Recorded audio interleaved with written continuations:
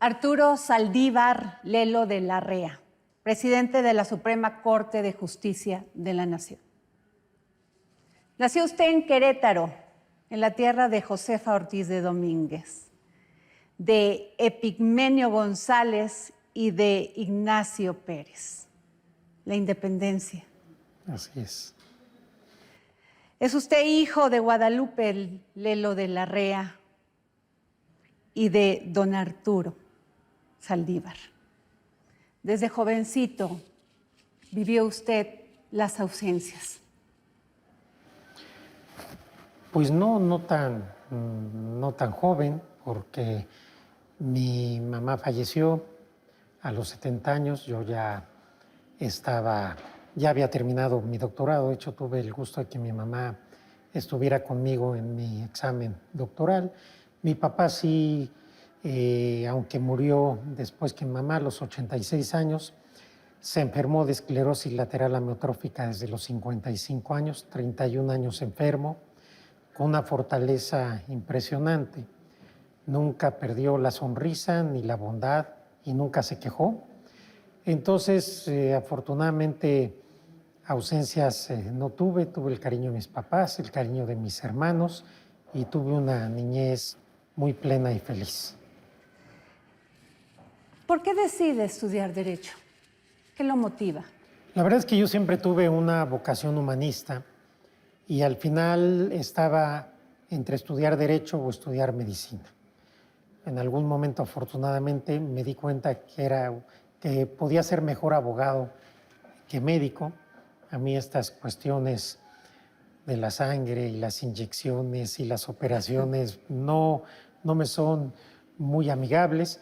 Entonces, estudié Derecho porque me parece que es una carrera humanista, es una carrera en donde se puede ayudar a la gente, en donde se puede hacer diferencia y en donde se puede incidir en un cambio social.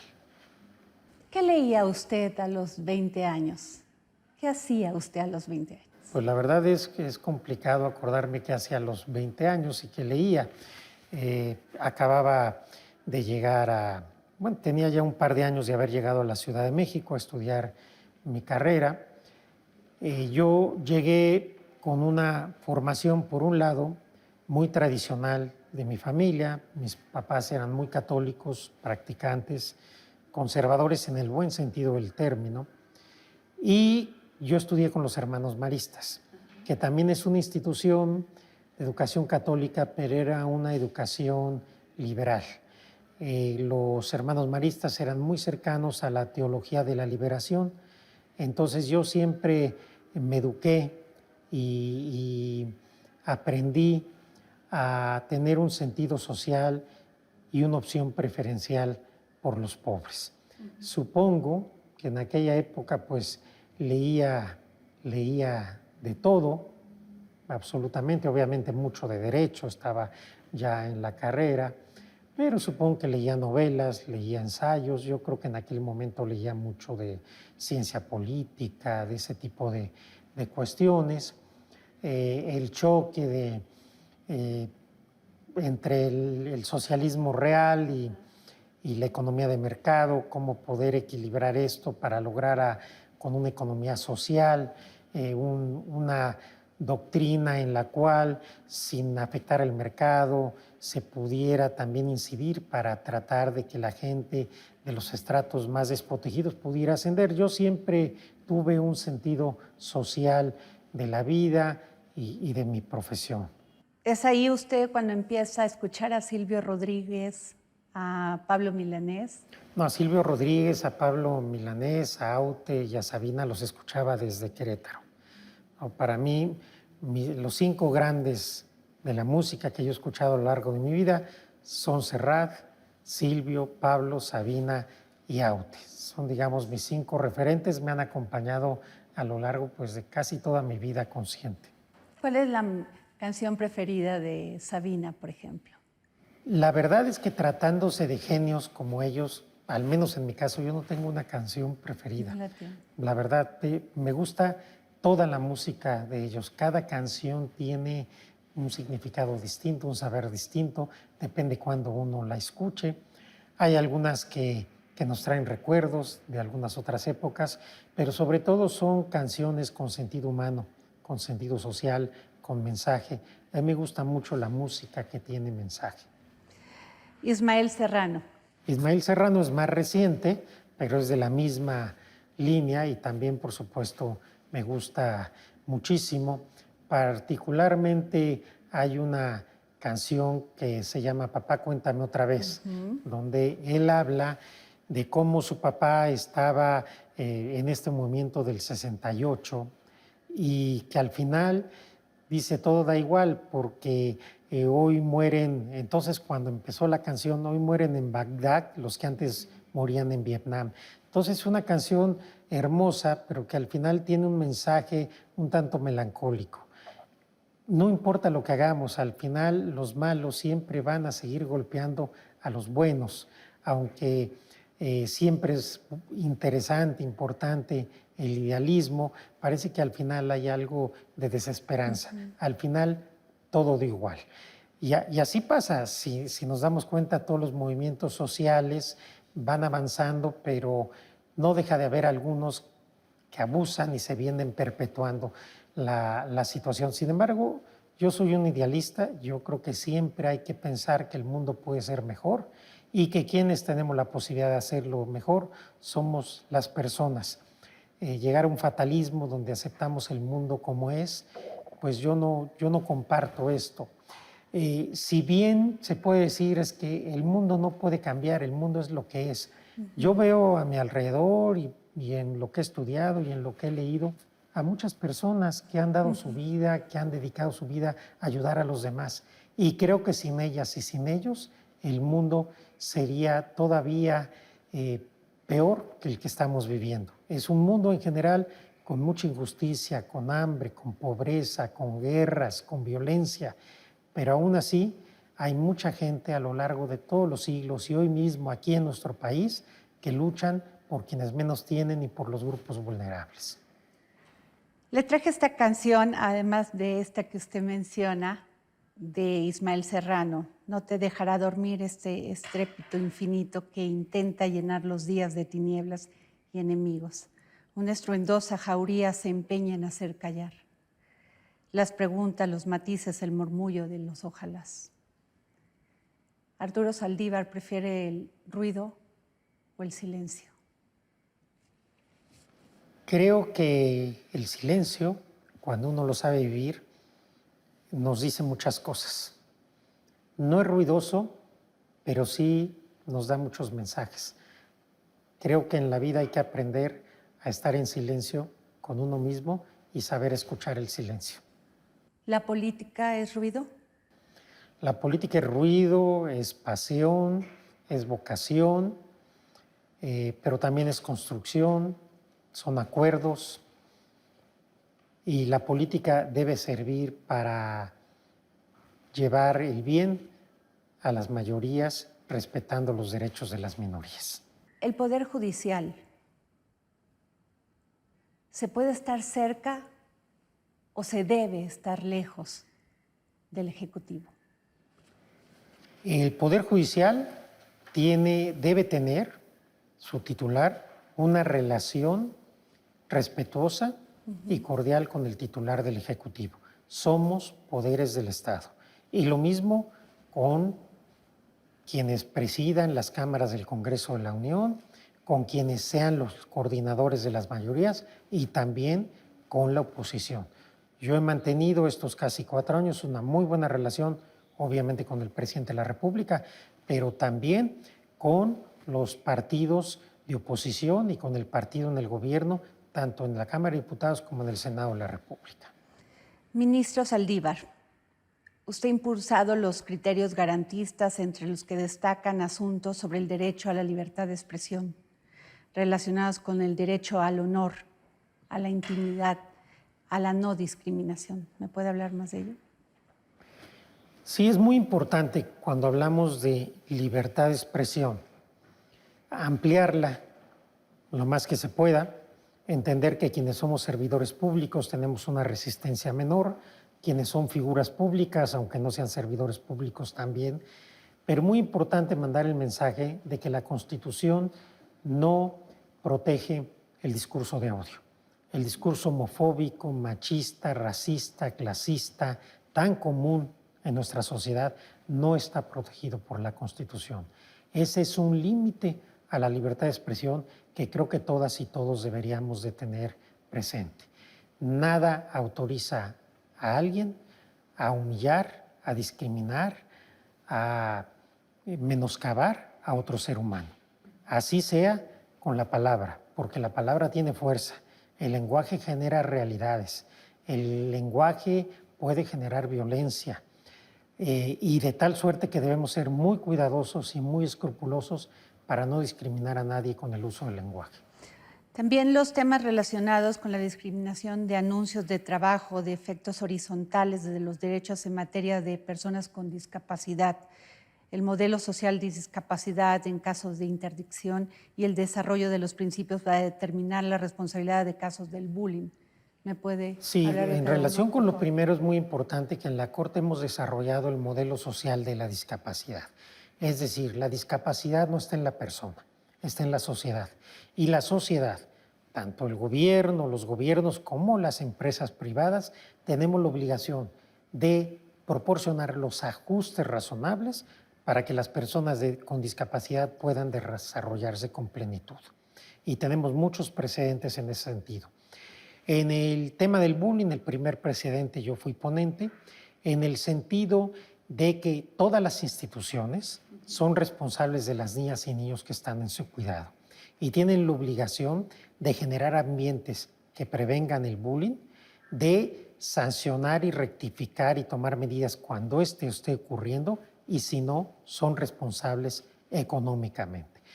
No podemos aceptar que en nuestras instituciones se haga acoso sexual a las niñas y a los niños por su color de piel, por su peso, por su peinado, por su vestimenta, por cualquier causa.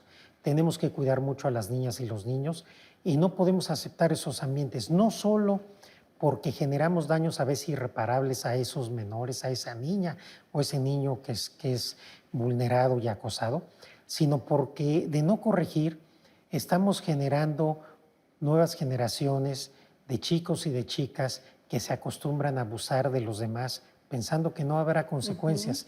Y también cambiar la cultura de las instituciones educativas que parece que con lavarse las manos ya están del otro lado. Ministro Arturo Saldívar, ha propuesto también criterios sobre la inconstitucionalidad de las causales de divorcio o del uso lúdico de la marihuana. Quisiera sobre el tema del uso lúdico de la marihuana. Aquí lo que tenemos es el libre desarrollo de la personalidad, es decir, un derecho que no está explícito, pero que hemos venido desarrollando, de que todas las personas pueden elegir su plan de vida, cómo vestirse, qué comer, qué estudiar, qué beber, siempre y cuando no dañen a los demás. De tal suerte que la prohibición absoluta del consumo lúdico de la marihuana es inconstitucional. El Estado la puede regular, obviamente, como regula el cigarro, el tabaco, regula el alcohol, pero no puede prohibirla de manera absoluta. Y justamente es el mismo criterio en las causales de divorcio. Hemos decidido que las causales de divorcio son inconstitucionales. El Estado no puede obligar a alguien que permanezca casado. Si alguien se quiere divorciar, tiene el derecho a hacerlo, claro. Habrá que garantizar que los derechos de alimentos a los hijos, a las hijas y a la pareja, en caso de ser necesario, se paguen como debe de ser. Pero esta cuestión de que tenían que seguir casados formalmente es contrario a la Constitución porque altera precisamente el derecho al libre desarrollo de la personalidad. Ha propuesto también criterios para la efectividad del principio de presunción de inocencia, como estándar de prueba, como regla probatoria y como regla de trato. La presunción de inocencia es un asunto muy, muy relevante. No se establecía incluso ni siquiera en la Constitución, ahora ya está en la Constitución, pero no se había desarrollado. La primera sala de la Corte, sobre todo a partir del caso Florence Cassé, desarrolla las diferentes vertientes del derecho a la presunción de inocencia, que es fundamental. Todas las personas tenemos derecho a ser tratados como inocentes hasta que no haya una sentencia que declare lo contrario. Me parece que este derecho es fundamental en un Estado democrático. Usted lo ha defendido. Siempre. Lo ha defendido y ha tenido embates del poder. Sí, por supuesto. Cuando uno es un ministro que trata de abrir paso en los derechos y sobre todo en momentos donde se tiene un gobierno que buscaba hacer del combate y su guerra, según eso, al narcotráfico, un valor en sí mismo, sin importar que en ellas se avasallara los derechos humanos de todas las personas, pues siempre es uno incómodo y hay una reacción por parte del poder tratando de que no se avancen los derechos. Afortunadamente hemos avanzado muchísimo en el tema de derechos, mucho más de lo que la gente imagina, y muchas de las situaciones que hoy se viven en México es gracias a los criterios que durante 11 años ha venido impulsando la Corte de manera reiterada, siempre tratando de expandir los derechos humanos de todas las personas. Usted ha tenido una gran lucha hacia las mujeres, sobre la igualdad de género, sobre la equidad. ¿Por qué? Primero porque me parece que es un tema de justicia y es un tema de derechos humanos. La igualdad, la desigualdad de las mujeres nos genera una deuda histórica. Tenemos que luchar, y así lo hemos hecho, y estamos haciendo diferencia en el Poder Judicial Federal en favor de las mujeres, en contra de la violencia contra las mujeres, en todas sus vertientes, desde los micromachismos o los machismos imperceptibles hasta la violencia más extrema, la violación, la violencia de género, los feminicidios, pero también las desigualdades estructurales. Tenemos que quitar los pisos pegajosos, tenemos que romper todos los techos de cristal y tenemos que permitir que las mujeres se desarrollen en absoluta libertad y en ambientes libres de violencia. En el Poder Judicial Federal mexicano hemos demostrado que es posible hacer diferencia. Y hoy la vida de las mujeres en el Poder Judicial es muy distinta a la de hace 4 años. Por eso la OEA distinguió al Poder Judicial Federal mexicano con el primer premio latinoamericano a las mejores prácticas para el liderazgo de mujeres. Es la primera vez que se da este premio y coloca a la Corte Mexicana y al Poder Judicial Federal a la vanguardia en todo el continente americano, incluyendo Estados Unidos y Canadá. Creo que se puede hacer diferencia, pero creo que tenemos que pasar ya de los diagnósticos a las medidas concretas. Todos sabemos cuáles son los problemas. Lo que necesitamos es ponernos a trabajar para solucionarlos. Quiero comentar algo que poca gente sabe, pero una persona que trabaja con usted estaba embarazada y pidió acceso a un lugar donde poder amamantar a su hijo. Y usted instaló un lactario en este tribunal. Sí, fue el primero de todo el Poder Judicial Federal. Yo no era presidente de la Corte, el presidente de la Corte era Juan Silva Mesa. Pero lo impulsó. Cuando mi colaboradora me dice eso, yo era parte del comité de gobierno y le propongo al ministro Silva Mesa y efectivamente pusieron la primera sala de lactancia y hoy en todas las oficinas del Poder Judicial Federal hay salas de lactancia y no solo eso, sino que aumentamos de 6 meses a 2 años la licencia correspondiente. Antes de usted la inequidad en el Poder Judicial era real, pocas juezas. Usted ha impulsado esto. Hemos impulsado, hicimos por primera vez los concursos exclusivos para mujeres, para juezas y para magistradas. Todos nuestros concursos que no son exclusivos para mujeres son paritarios y vamos al final de mi administración a dejar en un 30% el número de mujeres juzgadoras, con lo cual habremos subido un 7% el porcentaje solamente en 4 años. Esto me parece muy notable, pero no solo es a nivel de personas juzgadoras, sino en todos los cargos importantes.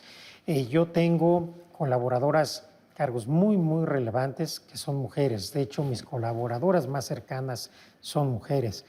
Mi secretaria general de la presidencia, mi coordinadora general de asesores, la directora del Centro de Estudios Constitucionales, la directora de Comunicación Social del Consejo de la Judicatura, las directoras de Derechos Humanos, tanto de la Corte como del Consejo de la Judicatura, la Contralora del Poder Judicial Federal. Tenemos mujeres muy valiosas en todas las áreas del Poder Judicial Federal. Así estamos nosotros educando con el ejemplo.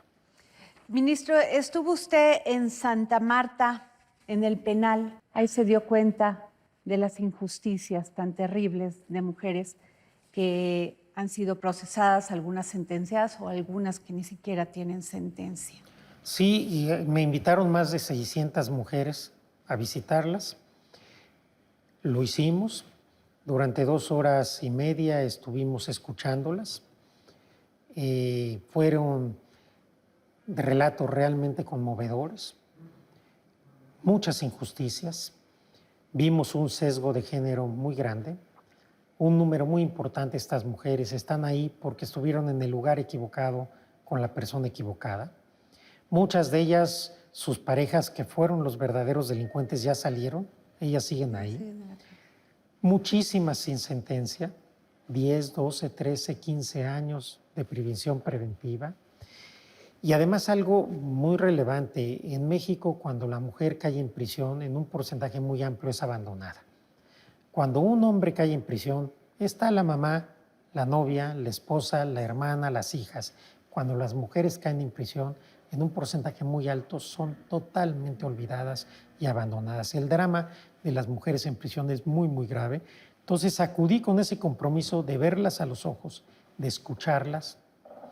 Fue un encuentro muy fuerte. Todas lloraban cuando escuchábamos las historias de una y de otra. Y hubo una mujer ya sentenciada que me dijo: ministro, que usted esté aquí, me mire a los ojos y me escuche, para mí ya es justicia. Ella sabía que mi sola visita pues, no podía tener una incidencia en su asunto, que además ella estaba sentenciada, pero lo que buscaban, antes que nada, es ser vistas. Una chica que procesada me decía: ministro, gracias por escucharnos y vernos. No somos basura, somos seres humanos. Entonces, lo más importante fue hacerlas sentir personas. Hoy defendemos a 577 mujeres de Santa Marta, Catitla. Hemos devuelto la esperanza. Hemos hecho visible el problema de las mujeres en prisión y hemos tomado medidas, y creo que ha sido muy importante, no solo por lo que nosotros estamos haciendo, sino porque por primera vez se visibiliza este drama, y es la primera vez no solo que un presidente de la Corte, que un ministro acude a un reclusorio a escuchar de viva voz y de manera directa el dolor, el drama y el sufrimiento de las mujeres. Ministro presidente Arturo Saldívar, usted dijo: comprobé los vicios del sistema penal mexicano y que he venido denunciando desde hace mucho tiempo, la necesidad de revisar la prisión preventiva oficiosa. Usted se opuso. Usted ha tenido una posición intocable en ese sentido. A mí me parece que la prisión preventiva oficiosa, con independencia que es inconvencional, es decir, es contraria a los derechos humanos, es profundamente injusta. Es una pena adelantada, castiga sobre todo la pobreza y no la delincuencia, y tiene a miles de personas en nuestro país que son inocentes porque no tienen una sentencia en prisión. La prisión preventiva debería de ser excepcional. En los países desarrollados, con sistemas de justicia más evolucionados, la regla general es que quien está sujeto a un proceso lo enfrente en libertad, no en prisión. Los daños que se causan a estas personas cuando después de varios años resultan inocentes, en muchos casos son irreversibles. Creo que debemos reflexionar seriamente si esta medida se justifica en un Estado democrático y en un país decente. El presidente Andrés Manuel López Obrador ha dicho que la prisión preventiva oficiosa es vital, es necesaria para un Estado donde pues, se ve el crimen todos los días. Entiendo la lógica de que a quienes les toca de alguna manera perseguir los delitos, el riesgo que perciben de cambiar la prisión preventiva oficiosa a prisión preventiva justificada. Pero reitero, creo que es algo sobre lo cual tenemos que sentarnos a platicar con mucha seriedad. Yo creo que más temprano que tarde esto se va a tener que revisar. Quizás empecemos quitando algunos delitos, no lo sé, pero una medida de este tipo me parece que no se compadece con un país que quiere ser justo y sobre todo que quiere pensar en la justicia para los más pobres. 4 de 10 personas están encarceladas sin recibir sentencia. Ministro Arturo Saldívar, Sí, ¿qué ha fallado del sistema? Han fallado muchas cosas. Tenemos, por un lado, muchas personas que están en prisión con el sistema anterior. El sistema anterior eran juicios larguísimos, laberintos enormes, donde casi nunca se llegaba a una sentencia, salvo después de muchos años. Me parece que tendríamos que hacer una revisión de qué podemos hacer con esos procesos. Creo que sobre todo es eso. En segundo lugar, la prisión preventiva oficiosa, que muchas veces en delitos, lo vi en Santa Marta, delitos menores, los agentes de la policía o el Ministerio Público pone cualquier agravante, cualquier cuestión adicional que fabrican para que la gente no pueda salir. En tercer lugar, que mucha gente que esté en la cárcel no sale porque no tiene una defensa adecuada, porque no tiene abogados que lo defiendan. Nosotros nos hemos preocupado por la gente más pobre. En esta administración hemos liberado a 41,000 personas, que viene a ser el 18% de la población carcelaria de México. Es un tema realmente, es un dato realmente importante, muy relevante. Ese es el tamaño del esfuerzo que estamos haciendo nosotros. Pero nosotros lo estamos haciendo en delitos federales y en delitos locales solo en la Ciudad de México y en Oaxaca, en donde tenemos convenio.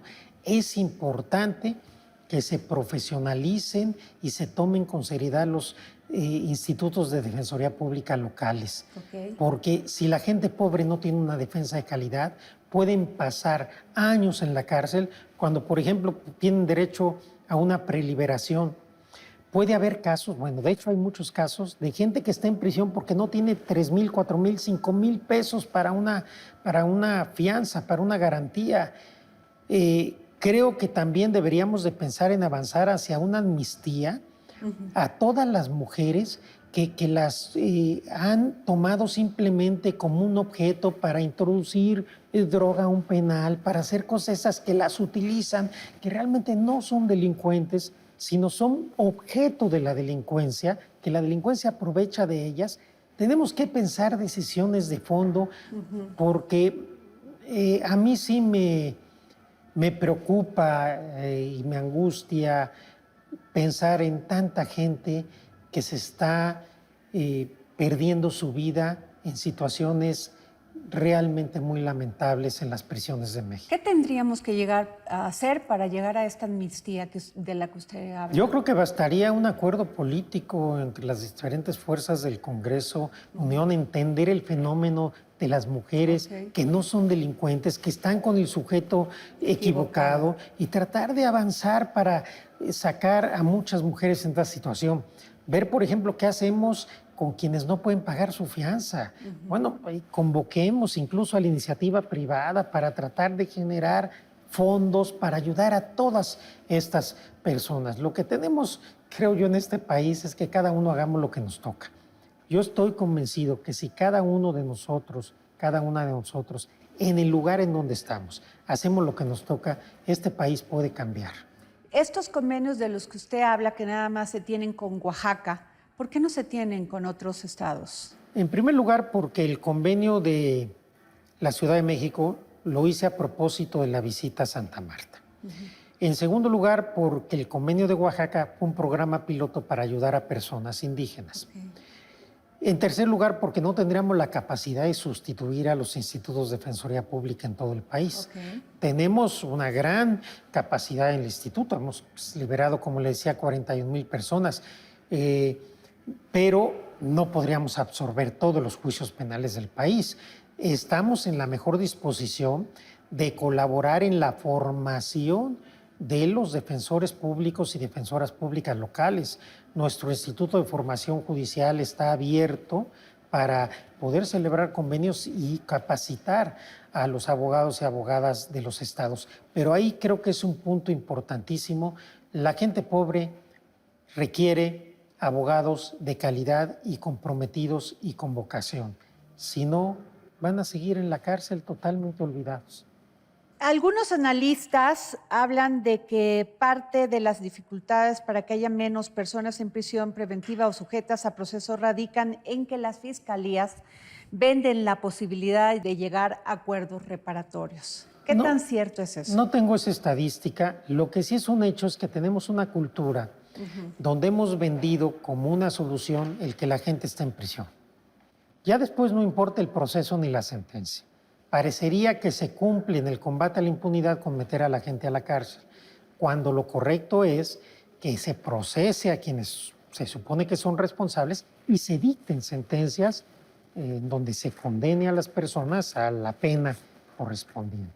Me parece que eso ha hecho mucho daño, pero no es reciente, realmente es una cultura que tenemos en donde también los medios han hecho su labor, habrá que decirlo. Entonces parece que si una persona está procesada en prisión, eso es impunidad. Entonces tenemos que meterla en la cárcel, pero ya la metimos, ya cumplimos. Pues ya no nos importa si 5 años después sale, porque lo más probable es que quien lo metió a la cárcel ya ni siquiera está en el cargo en que estaba. Esta es una deformación cultural que tenemos en nuestro país. Ministro, es una realidad, las mujeres tenemos miedo al salir a la calle. Nos violan, nos golpean, si bien nos va, nos dejan medias heridas o si muy mal nos va, nos matan. Esa es una realidad ¿Qué hacer? Lamentable, inadmisible. Nosotros, a pesar de que no es un tema del Poder Judicial Federal, hemos hecho varias cosas. Primero, sacamos una serie que tuvo más de 27 millones de personas que la vieron para sensibilizar sobre el tema y generar un cambio cultural. Después nos reunimos en el Congreso de la Unión, en la Comisión Permanente, y presentamos un proyecto de ley para que las legisladoras y legisladores lo consideren para generar una ley general de prevención y combate a los feminicidios. En tercer lugar, acabamos de presentar una guía con los protocolos y los estándares convencionales y constitucionales para combatir el feminicidio. Y el diagnóstico que tengo es que el problema está en las fiscalías. Las fiscalías no investigan y cuando lo hacen mal y en la mayoría de los casos revictimizan a las chicas o a las mujeres que han matado y a las familias. Entonces, ¿qué requerimos? Llamar la atención, no soltar el tema, elevar el costo, estar todos del mismo lado. Requerimos una alianza, todas las autoridades, la sociedad. No podemos seguir mirando para otro lado. Este es un gravísimo problema. No nos podemos seguir dando el lujo de que en México maten a 10, 12 mujeres todos los días y no pasa nada. No lo tenemos que tomar en serio. Lo que a nosotros nos toca, y no solo lo que nos toca, porque realmente todo esto que le estoy diciendo, pues en teoría no nos toca. Lo estamos haciendo porque creo que cuando uno tiene un cargo como el que yo tengo, parte de lo que debemos asumir como responsabilidad es visibilizar los problemas. Y entonces hemos visibilizado como nunca antes el tema de los feminicidios y hemos generado propuestas de solución que entregamos al Poder Legislativo y que está la guía de protocolos disponible para todas las fiscalías y para toda la gente que se interesa en el tema. También nuestro Instituto de Defensoría está acompañando a las familias de las víctimas de feminicidios, pero creo que primero se requiere una ley que uniforme el tema. Segundo, protocolos de investigación en las fiscalías. Y tercero, un control social muy estricto de este problema. Sí se puede revertir, pero se tiene que tomar el tema con seriedad. Esto que usted dice es la queja de las mujeres que llegan a una fiscalía, a un ministerio público, y que el ministerio público les toma los datos, pero no sigue la investigación. Muchas veces es en la etapa temprana donde todavía pueden defenderse. Sí, lamentablemente esa es la queja recurrente. Las fiscalías, por regla general, no investigan. Cuando investigan, lo hacen mal. Cuando el asunto es mediático, tratan de revictimizar a las personas y están más preocupados por qué va a salir en los medios que por resolver el problema. Sin duda, creo que ahí radica el problema. Ministro, nadie ha querido pagar, por lo menos en lo político, el costo de los usos y costumbres. Niñas que son vendidas en la Sierra de Guerrero, de 10 años por un caballo, por 100,000 pesos. Esa es otra realidad. Los usos y costumbres de los pueblos y comunidades indígenas no pueden estar en contra de los derechos humanos. Todos los usos y costumbres son respetables y tenemos que cuidarlos, protegerlos, pero no cuando de ahí se deriva violar los derechos humanos, sobre todo de las niñas y de las mujeres. Esto es contrario a la Constitución. ¿Cómo ve este mundo, este México, para Mariana?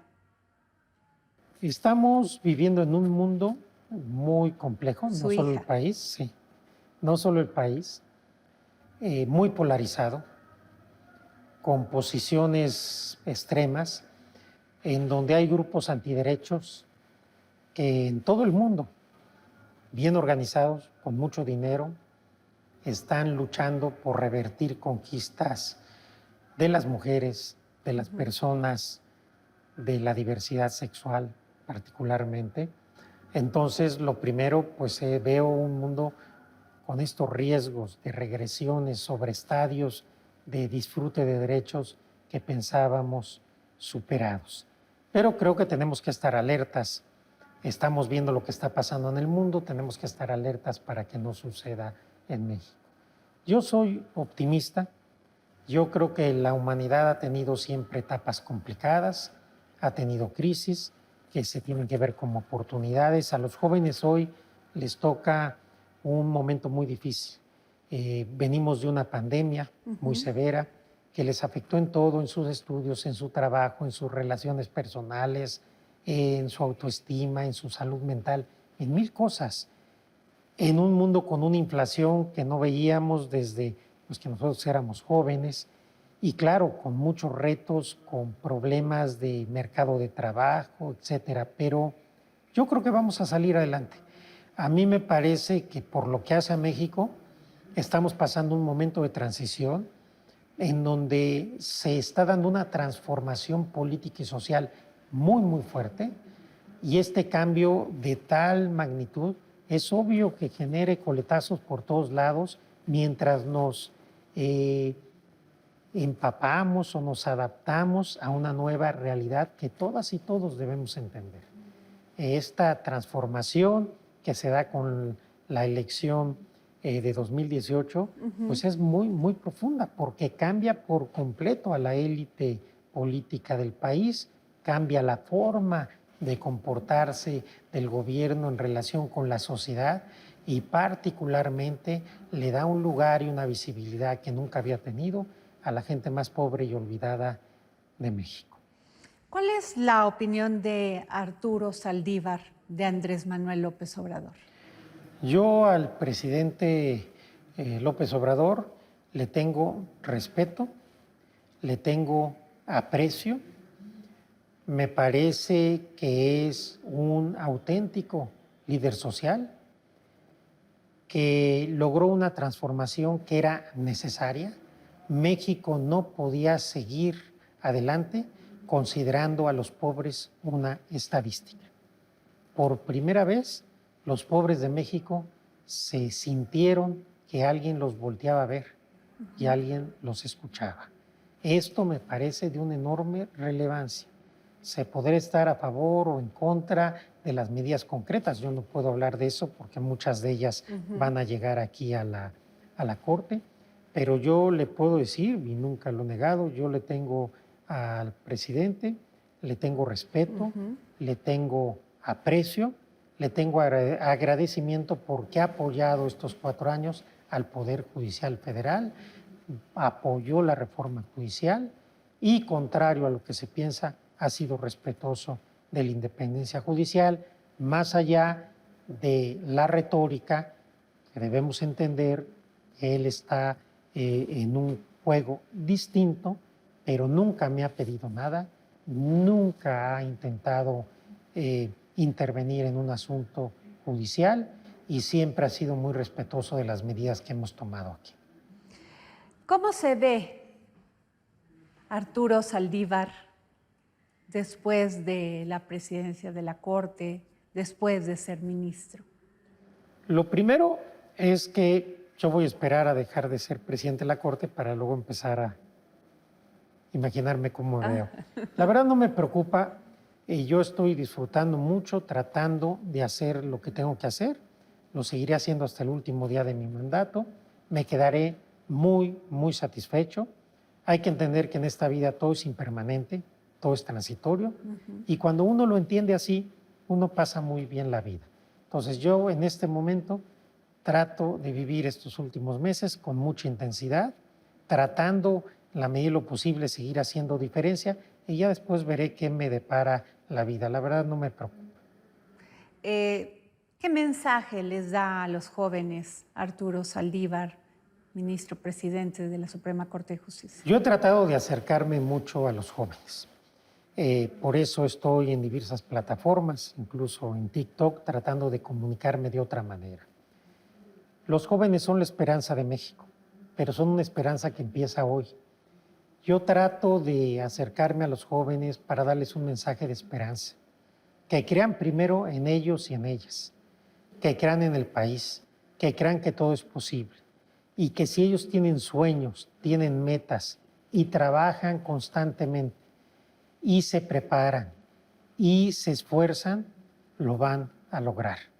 No hay imposibles.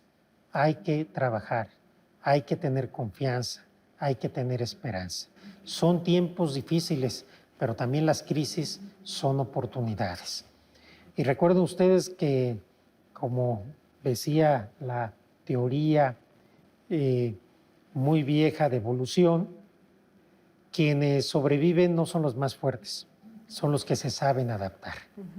Los jóvenes tendrán que adaptarse a la nueva realidad pospandémica, pero también los adultos tenemos que adaptarnos al mundo de los jóvenes. Hay algunos que quieren acercarse a los jóvenes hablándoles como hace 50 años o 30 años, en un lenguaje anquilosado, con formas que los chavos, los chicos, las niñas, ya no les dice nada a eso. Entonces, si queremos generar entusiasmo, ánimo en los niños, las niñas, los jóvenes, las jóvenes de México, tenemos que acercarnos a ellos. Nosotros nos tenemos que adaptar a ellos, no ellos a nosotros. Yo les diría que tengan fe, que tengan esperanza, que tengan confianza, que todo es posible y que no tengo la menor duda de que saldrán adelante, porque crisis siempre ha habido. El chiste es, a pesar de las crisis, seguir adelante y cuando parece que todo está perdido, ahí es cuando no hay que dejar de caminar, porque ahí es cuando los demás se cansan y uno sale adelante. Ministro Arturo Saldívar, usted rompe ese esquema que teníamos, esa imagen y esa narrativa de los ministros de la Corte totalmente solemnes. ¿Cómo es que empieza este lenguaje diferente? Pues yo creo que siempre lo he tenido. Yo de entrada, yo no soy un ministro de carrera. Yo era abogado y profesor universitario antes de llegar a la Corte. Entonces siempre tuve modos diferentes. Siempre traté de estar cerca de los jóvenes, cerca de la sociedad. Siempre tuve, pues de alguna manera, contacto con los medios de comunicación. Y cuando llego a la presidencia de la Corte, me doy cuenta que una de las cosas que hace más falta es acercarnos a la sociedad y comunicar mejor. Y esa ha sido una de mis prioridades, tratar de comunicar mejor. Y no se comunica desde una esfera de cristal a lo alto, se comunica bajándonos, estando a nivel de tierra, saliendo, platicando con la gente, entendiendo el lenguaje de los jóvenes, estando en las plataformas digitales. Esa es la forma que se puede hoy comunicar. Yo creo que va a ser la tendencia en el mundo. Yo creo que nosotros de alguna manera nos hemos adelantado a nuestro tiempo.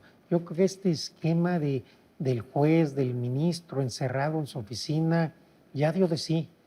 Nosotros tenemos que acercarnos a la gente, a la sociedad. Y no es fácil, porque somos jueces. Cuando resolvemos un asunto, una parte está enojada, otra está muy contenta. Entonces, comunicar es difícil, pero si nosotros le hacemos ver a la sociedad, sobre todo a la parte más joven de la sociedad, lo que hemos hecho, lo que hacen los jueces y las juezas federales en sus derechos, derecho a interrumpir el embarazo, derecho al matrimonio igualitario, derecho a la no discriminación, los derechos para las personas con discapacidad, los derechos a favor de las niñas, niños y adolescentes, etcétera. Entonces la sociedad empieza a darse cuenta que la Corte y las jueces y jueces realmente somos importantes en sus vidas. Y eso es el reto que tenemos. ¿Tiene pensado en algún futuro, vuelvo otra vez al tema del futuro, participar en la política? No lo sé, no lo tengo ahorita como una idea, como un plan, pero tampoco estoy cerrado. Realmente lo que yo aspiraba primero era ser ministro, después a ser presidente de la Corte. Afortunadamente las dos cuestiones las pude lograr y además en mis dos funciones como ministro y como presidente de la Corte creo que he dado todo y he tratado de hacer diferencia. Lo que venga después pues ya es ganancia, no me inquieta cualquiera que sea mi futuro. Lo importante es estar uno tranquilo, estar satisfecho por haber hecho lo correcto y si después de eso uno tiene salud, pues ya lo demás es lo de menos. Muchas gracias por esta entrevista, ministro presidente Arturo Saldívar Lelo de la REA. Al contrario, Gracias. Muchas gracias a usted. El próximo jueves, en El Dedo en la Llaga. Diputada Ana Lilia Herrera Ansaldo, diputada federal, presidenta de la Comisión de Derechos de la Niñez y Adolescencia e integrante de las comisiones de Educación e Igualdad de Género en la Cámara de Diputados. Hablar de usted es hablar de toda la lucha por lograr la diferencia, no solamente en temas de equidad de género, sino la lucha también en la educación, en las comunidades. Usted ha sido todo en el Estado de México, ha sido diputada, senadora, secretaria de Educación, secretaria de Desarrollo Social. Casi todo. Nada más le falta la gubernatura. Así es, Adriana. Así es. Muchas gracias. Un gusto estar aquí contigo. Ana Lilia, el Estado de México se va a enfrentar el próximo año a esta competencia pues compleja, complicada. Van mujeres, eso es maravilloso, lo hemos logrado. Sin embargo, las condiciones de competencia no distinguen el género. Es la lucha encarnizada por el poder.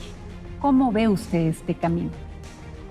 Pues va a ser una elección altamente competida. Yo te diría, estoy lista para una elección de Estado, porque vengo de vivirla. Vengo de una elección de mayoría en el Distrito 27 del Estado de México. Una elección muy bien ganada. Soy la segunda diputada más votada en la Cámara Federal, la única priista entre los 10 más votados, lo cual es un gran peso encima de responsabilidad. Pero vengo de enfrentarme a Morena y sus amagos a la gente que más lo necesita con los programas sociales. Vengo de enfrentarme a una lucha donde yo repartía un folleto y los de enfrente calentadores solares casa por casa. Afortunadamente, en el Estado de México la sociedad es una sociedad crítica, participativa, inteligente. Somos un Estado mayoritariamente urbano y eso frente a lo que hemos visto en otras entidades federativas creo que tiene una gran ventaja.